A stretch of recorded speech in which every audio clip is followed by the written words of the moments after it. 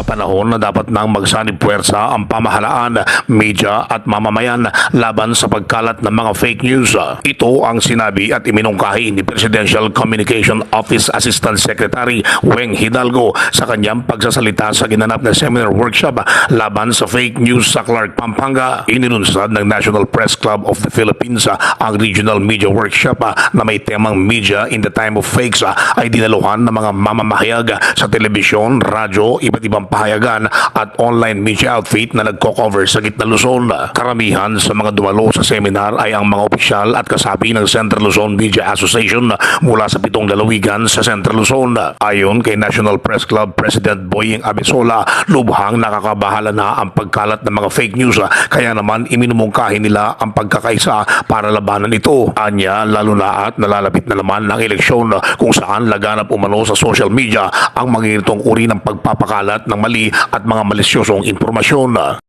Ay, opo. Mararamdaman po natin yan. Lalo pa ngayon, parating na naman ang eleksyon. So, kailangan po magka-stay at labayan po yung pag-ano. Kaugnay nito, lumagda naman sa manifesto ang mga mamamahayag sa gitnang Luzon na nakiisa para labanan ang pagkalat ng fake news sa bansa. Ang balitang ito ay hatid sa inyo ng DTX 500, ang kasangga sa iba't ibang uri ng sakit. Uminom ng DTX 500, the Super Antioxidant Capsule. Ito si K5 Roel Tarayaw para sa Kampiyon na Balita, Serbisyo Publiko at Kasiyahan sa Olongapo at buong Central Luzon, K5 News FM.